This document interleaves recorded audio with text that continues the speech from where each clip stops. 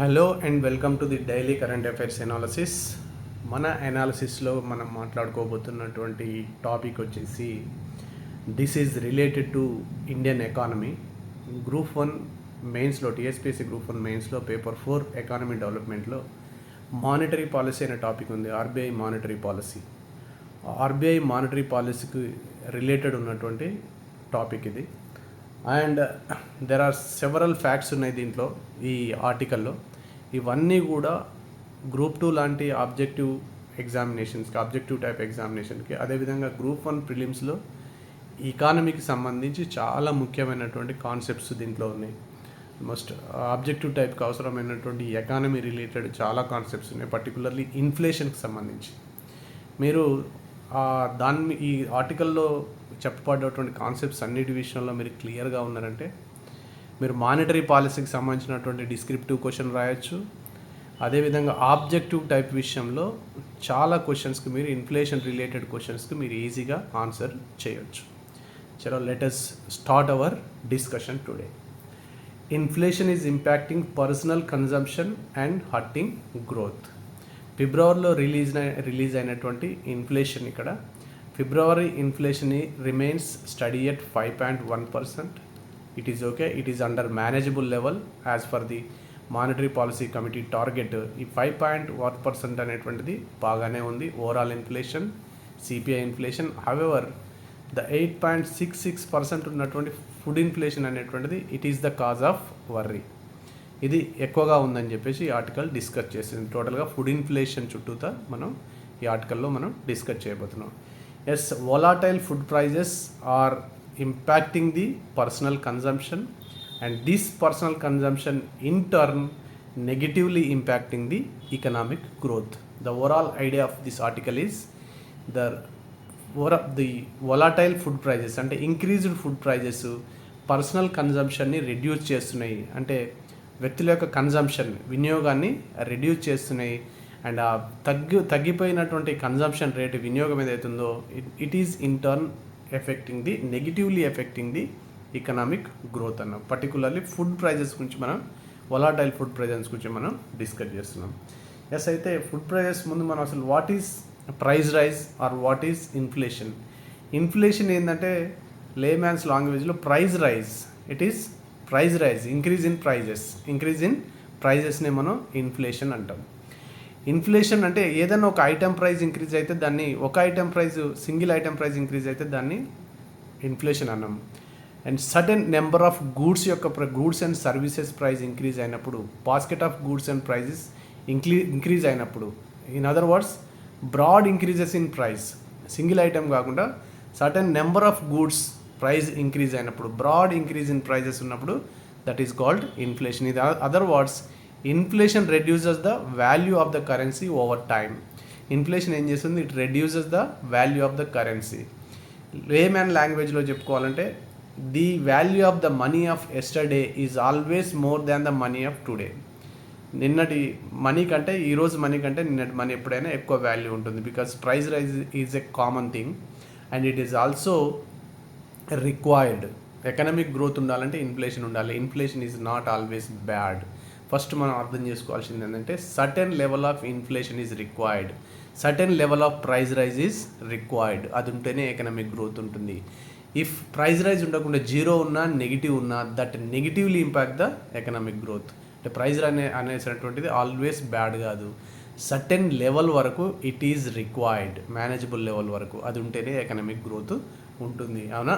But మనం inflation ఏంటంటే inflation reduce the value of the currency అని చెప్పవచ్చు, లేకపోతే బ్రాడ్ ఇంక్రీజ్ ఇన్ ప్రైజెస్ అని రెండు రకాలుగా మనం చెప్పొచ్చు ఇన్ఫ్లేషన్ని. ఎస్, అయితే we have 2 types of inflations ఉన్నాయి. One is retail inflation and other one is wholesale inflation. What is retail inflation అంటే the inflation or price rise of the goods and services which household purchase.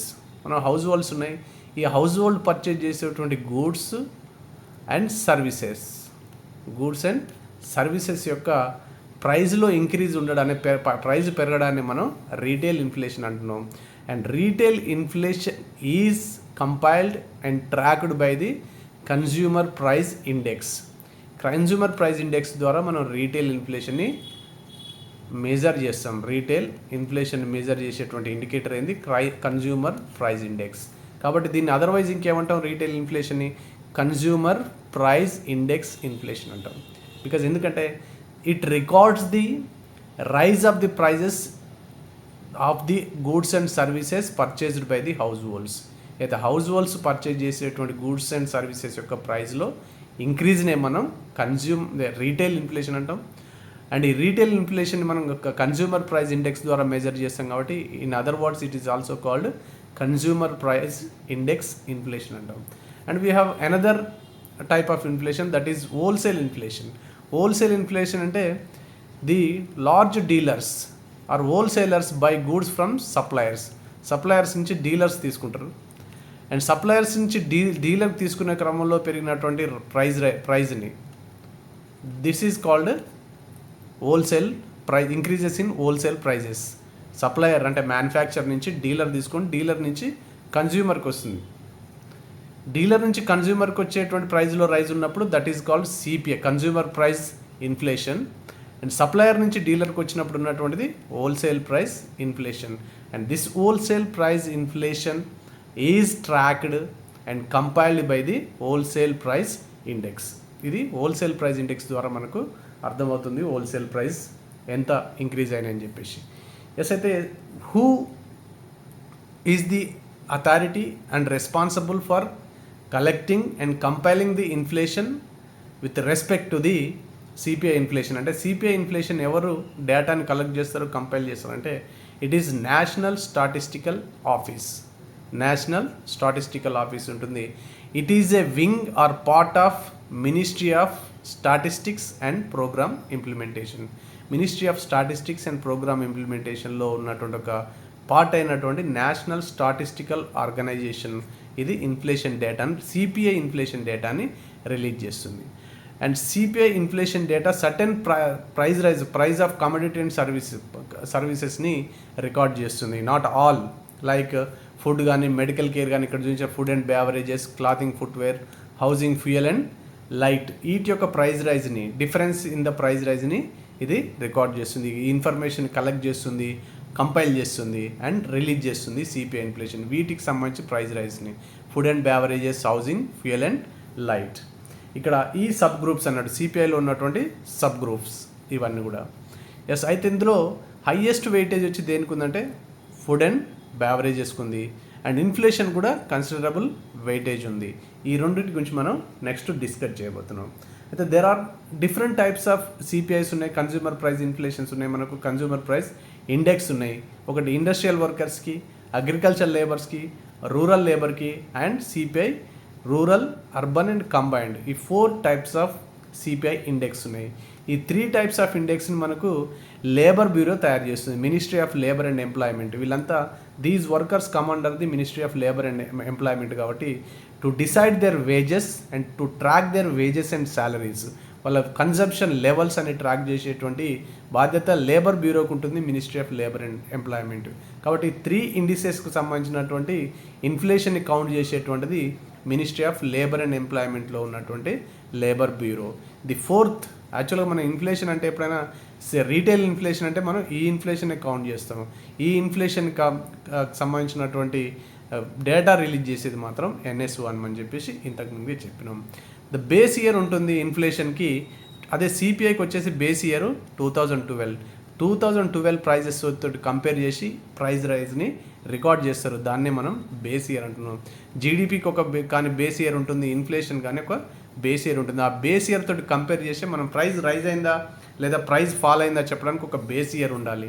ఆ base year తోటి compare చేసి చెప్తాం. కాబట్టి inflation, CPI inflation count చేయడానికి we have a base year that is 2012. But ఇటీవలనే ministry of labour and employment ఏం చేసిందంటే industrial వర్కర్కి ఉన్న బేస్ ఇయర్ని చేంజ్ చేసింది.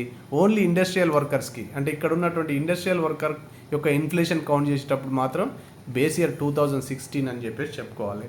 కానీ మిగతా అన్ని ఇన్ఫ్లేషన్, సిపిఐ ఇన్ఫ్లేషన్కి బేస్ ఇయర్ 2012. కానీ ఇటీవల ministry of labour and employment industrial workers యొక్క ఇన్ఫ్లేషన్ మాత్రం 2016 తోటి బేస్ ఇయర్ని 2016గా చేసింది. ఇది ఒక ఇంపార్టెంట్ చేంజ్, ఇది గుర్తుపెట్టుకోవాలి.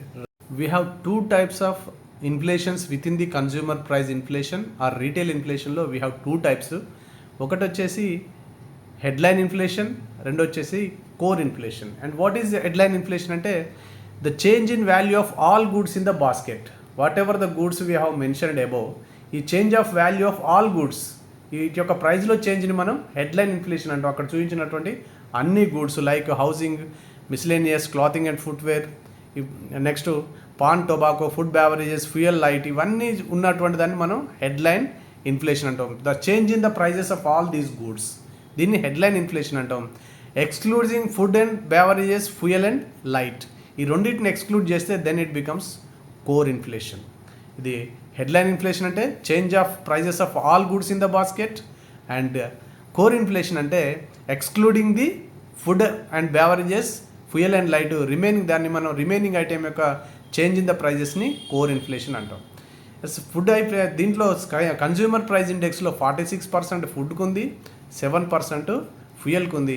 And these two are highly volatile goods. And ఈ ఫుడ్ అండ్ బెవరేజెస్ కానీ ఫ్యూయల్ అండ్ లైట్ కానీ దే ఆర్ హైలీ వాలటైల్. ఇవి ఇంటర్నేషనల్ మార్కెట్ మీద డిపెండ్ అయి ఉంటుంది, ఇది కూడా మాన్సూన్ మీద డిపెండ్ అయి ఉంటుంది, వేరియస్ అదర్ ఫ్యాక్టర్స్ మీద డిపెండ్ అయి ఉంటుంది. కాబట్టి these two are highly volatile, అంటే వాటి యొక్క ప్రైజు బాగా ఫ్లక్చువేట్ అవుతుంది.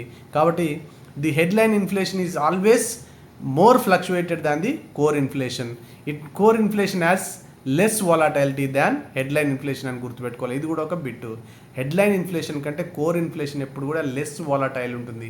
బికాస్ కోర్ ఇన్ఫ్లేషన్లో food and beverages, fuel and light ఉండవు, దీంట్లో వాలటైలిటీ ఎక్కువ ఉంటుంది. కాబట్టి ఇవి తీసేసే మనం కోర్ ఇన్ఫ్లేషన్ని కౌంట్ చేస్తున్నాం. కాబట్టి కోర్ ఇన్ఫ్లేషన్ అనేటువంటిది ఎక్కువ చికాకు కలిగించే ఇన్ఫ్లేషన్ కాదు. ఇది మోర్ ఆర్ లెస్ ఎప్పుడు ఇది చాలా తక్కువ వాలటిలిటీని కలిగి ఉంటుంది. త్రూ అవుట్ ద ఇయర్ అంత పెద్ద చేంజెస్ ఈ కోర్ ఇన్ఫ్లేషన్లో ఉండవు. కానీ హెడ్లైన్ ఇన్ఫ్లేషన్ మాత్రం ఇట్ హ్యాస్ హై వాలటిలిటీ అని చెప్పేసి చెప్పుకోవచ్చు. It is one more fact for prelims కానీ లేదా గ్రూప్ 2 కానీ.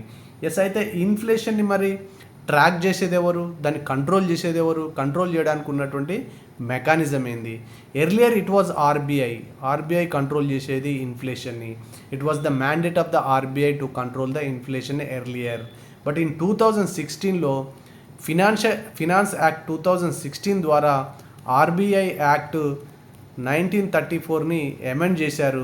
ఈ అమెండ్ చేసేసి the role of containing inflation, అంటే టోటల్గా మానిటరీ పాలసీని చూసుకోవడం, ఇన్ఫ్లేషన్ కంటైన్ చేసే రోలు మానిటరీ పాలసీ కమిటీకి ఇచ్చారు. మానిటరీ పాలసీ కమిటీ ఇచ్చేసారు. ఇది మానిటరీ పాలసీ కమిటీ రెపో రేట్లో చేంజెస్ తీసుకురావడం ద్వారా బ్యాంకులు తీసుకునేటువంటి మనీని తగ్గించి మార్కెట్లో మనీ యొక్క సప్లైని ఇది డిక్రీజ్ చేస్తుంది. ఒకవేళ మానిటరీ పాలసీ కమిటీ రెపో రేట్ని పెంచితే బ్యాంకులు తీసుకునేటువంటి మనీ తగ్గిపోతుంది. బ్యాంకులు తీసుకునే మనీ తగ్గిపోతే మార్కెట్లో కూడా మనీ తగ్గుతుంది. మనీ సప్లై తక్కువ ఉన్నప్పుడు ఇన్ఫ్లేషన్ కూడా తగ్గుతుంది. ఇన్ఫ్లేషన్ తగ్గాలంటే మనీ మార్కెట్ నుంచి మనీని సక్ చేయాలి. ఎక్స్ట్రా మనీ మార్కెట్లో ఉన్నప్పుడే ఇన్ఫ్లేషన్ ఉంటుంది, ప్రైస్ రైజ్ ఉంటుంది. మనీ లేకుండా చేయాలంటే బ్యాంకులు బారో చేసే మనీ, ఆర్బీఐ దగ్గర నుంచి బ్యాంకులు బారో చేసే మనీ మీద చార్జ్ చేసే ఇంట్రెస్ట్ని మనం రెపో రేట్ అంటాం. రెపో రేట్ని కనుక ఇంక్రీజ్ చేస్తే మనీ సప్లై ఆటోమేటిక్గా తగ్గుతుంది. రెపో రేట్ని డిక్రీజ్ చేస్తే మనీ సప్లై పెరిగి ఇన్ఫ్లేషన్ పెరుగుతుంది. ఇది ఒక ఫండమెంటల్ థింగ్ గుర్తుంచుకోవాలి. ది రోల్ ఆఫ్ ఎంపీసీ ఏం చేయాలంటే MPC monetary policy committee has a target inflation ఉంది దానికి. It is 4%. ఈ ఆర్బీఐ యాక్ట్, ఈ 2016 యాక్ట్ ద్వారా టార్గెట్ని ఇచ్చేసారు. 4% అనేటువంటిది ఇన్ఫ్లేషన్ ఉంటే it is optimum level inflation అని చెప్పేసి. రైట్, అయితే ఈ మానిటరీ పాలసీ కమిటీ యొక్క కంపోజిషన్ కూడా మనం ఒకసారి చూడాల్సి ఉంటుంది. మానిటరీ పాలసీ కమిటీ యొక్క కంపోజిషన్ చూస్తే monetary policy committee has 6 members. దీంట్లో 6 members ఉన్నారు. 3 from RBI itself, 3 are nominated by govt తోటి 3 members ఎక్స్పర్ట్స్ నామినేట్ చేయబడతారు. 3 ఆర్బీఐ మెంబర్సే ఉంటారు. ఈ 3 ఆర్బీఐ మెంబర్స్లో RBI governor is the chairperson of the committee and deputy governor is the member. ఈయన జనరల్గా monetary పాలసీని ఈయనే చూస్తాడు.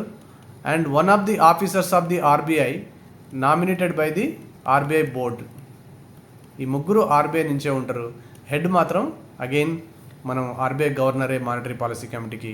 ఇక్కడ 6 members మానిటరీ పాలసీ కమిటీ ఇది ఇన్ఫ్లేషన్ని ట్రాక్ చేసి ఇది 4%గా ఉండేటట్టు చూస్తుంది. 4% అనేటువంటిది the target given to the monetary policy committee according to the RBI amended act 2016 act ప్రకారం 4% ఉండాలి.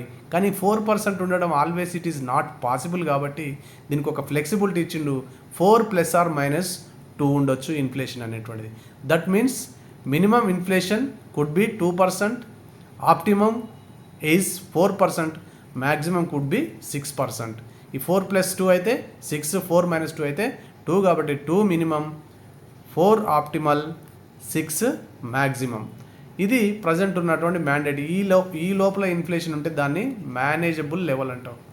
Manageable level inflation. ఇప్పుడు మరి మనకు ఫస్ట్లో మన డిస్కషన్ స్టార్టింగ్లో చెప్పినట్టు మేనేజబుల్ లెవెల్లోనే ఉందా? Yes, it is in the manageable level. ఎలా ఉంది manageable? Head level consumer price index, headline consumer price index ఎంత ఉంది? 5.09%. హెడ్లైన్ కన్జ్యూమర్ ప్రైస్ ఇండెక్స్ అంటే మనం ఆల్రెడీ డిస్కస్ చేసినాం. హెడ్లైన్ కన్జ్యూమర్ ప్రైస్ ఇండెక్స్లో అన్నీ ఉంటాయి. మొత్తం టోటల్ ఓవరాల్ ఇన్ఫ్లేషన్ వచ్చేసి 5.09% ఉంది. కానీ when it comes to the food inflation చూసినట్టయితే it has increase to 36 base points increase అయ్యి ఇట్ హ్యాస్ బికమ్ 8.66% అయింది. It is outside the manageable level. Food inflation మాత్రం outside the manageable level ఉంది. ఈ food inflation ఇలా పెరగడానికి ఉన్నటువంటి reasons ఏంటంటే, ఒకటి, ఫుడ్ ఇన్ఫ్లేషన్లో మేజర్ షేర్ దేనికి ఉంది అగైన్ అంటే the top share largest weightage దేనికి ఉంది అంటే సెరల్స్కి ఉంది. సెరల్స్ ప్రైస్ పెరుగుతున్నాయి. నెక్స్ట్ వెజిటేబుల్స్ కూడా థర్డ్ హైయెస్ట్ వెయిటేజ్ ఉంది. సెరల్స్కి ఏమో లార్జెస్ట్ వెయిటేజ్ ఉంది. నెక్స్ట్ థర్డ్ హైయెస్ట్ వచ్చి విత్ ఇన్ ద ఫుడ్ మొత్తం టోటల్ ఫుడ్ ఐటమ్స్కి 46% వెయిటేజ్ ఉంది. ఈ ఫుడ్ ఐటమ్స్లో సెరల్స్కి హైయెస్ట్ లార్జెస్ట్ వెయిటేజ్ ఉంది. ఇది కూడా ఒక ఫ్యాక్ట్ గుర్తుపెట్టుకోవాలి.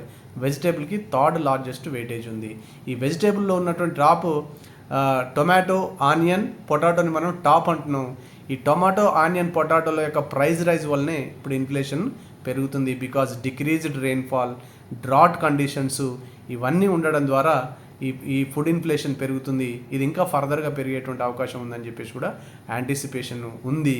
Because already government has banned the export of onions. ఎక్స్పోర్ట్ని బ్యాన్ చేసింది. అయినప్పుడు కూడా ఫుడ్ ఇన్ఫ్లేషన్ ఫర్దర్ కూడా ఇంక్రీజ్ అయ్యేటువంటి అవకాశం ఉంది.